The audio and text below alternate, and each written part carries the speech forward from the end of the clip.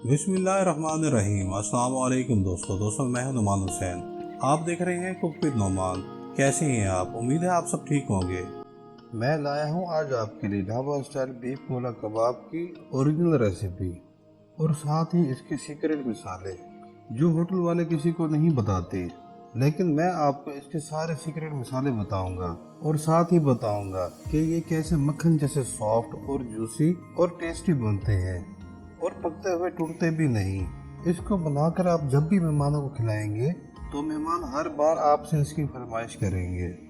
आपने वीडियो को पूरा देखना है, कहीं से स्किप नहीं करना, ताकि आपके भी गोला कबाब ऐसे ही शानदार और टेस्टी बने।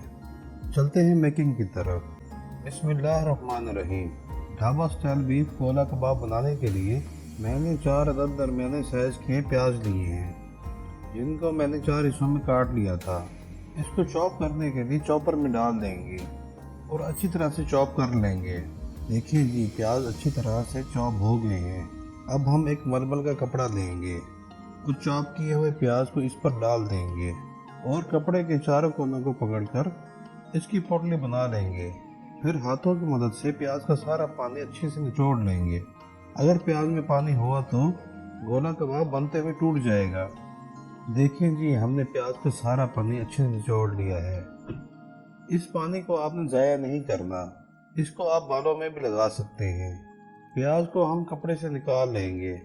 देखिए जी दोस्तों, प्याज बिल्कुल खुश्क हो गए हैं। अब चलते हैं नेक्स्ट स्टेप की तरफ। गोला कबाब बनाने के लिए हमने लिया है हाफ केजी बीफ का कीमा। गोश्त को अच्छे से धोकर खुश कर लिया था, क्योंकि हमें कीमे के अंदर मॉइस्चर बिल्कुल नहीं चाहिए। और खुश करने के बाद इसका कीमा बनवा लिया था। इसमें जो थोड़ी बहुत फैट थी बस वही इसमें शामिल है। इसमें एडिशनल फैट हमने ऐड नहीं की और इसको एक बार मजीद हमने चॉप कर लिया था। देखेंगे दोस्तों, ये कितना बारीक हो गया है। ये जितना भी बारीक होगा हमारे कबाब उतने ही अच्छे और सॉफ्ट बनेंगे। अब हम लेंगे प्याज, जिसको हमने चॉप करके खुश करके सारा पानी निकाल लिया था। अब हम इसमें 2 टेबलस्पून भर के सब्ज मिर्चों का पेस्ट डाल देंगे और साथ ही डाल देंगे 1 टेबलस्पून भर के लहसुन अदरक का पेस्ट। इसके बाद इसमें हम डालेंगे हाफ टेबल स्पून नमक। ये हस्बे जायका है, आप चाहें तो इसको कम भी कर सकते हैं। अब इसमें जाएगा 1 टीस्पून कुटी हुई लाल मिर्च और साथ ही जाएगा हाफ टी स्पून पिसी हुई लाल मिर्च। और अब इसमें डालेंगे हाफ टी स्पून स्पेशल गरम मसाला।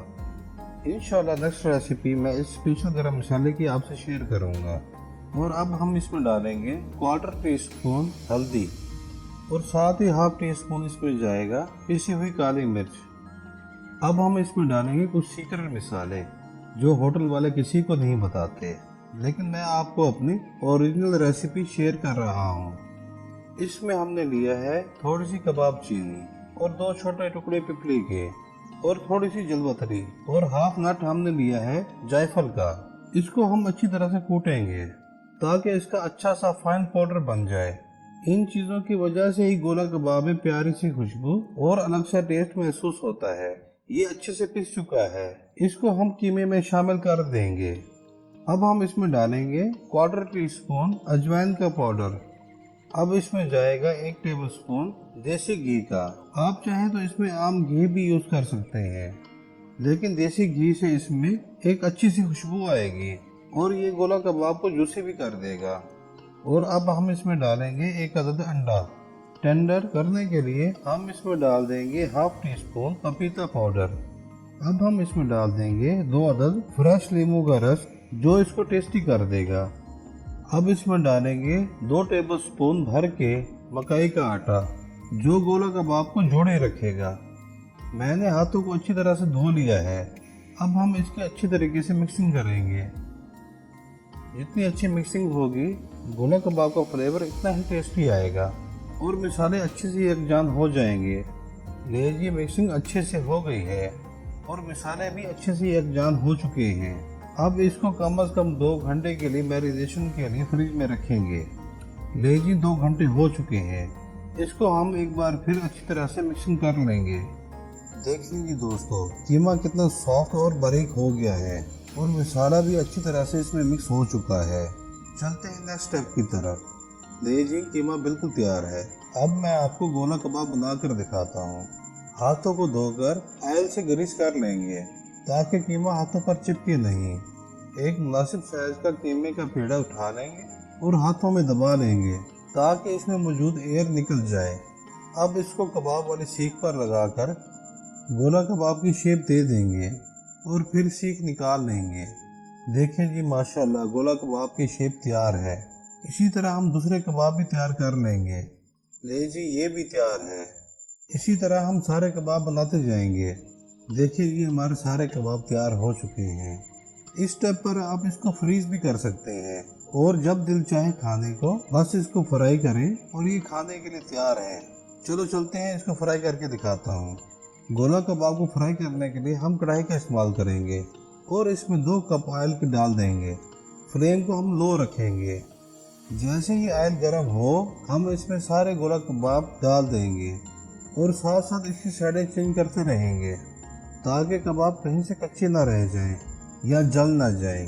ये याद रखें, फ्लेम को हम लो रखेंगे ताकि ये जले नहीं। इसको हम तकरीबन 15 मिनट फ्राई करेंगे।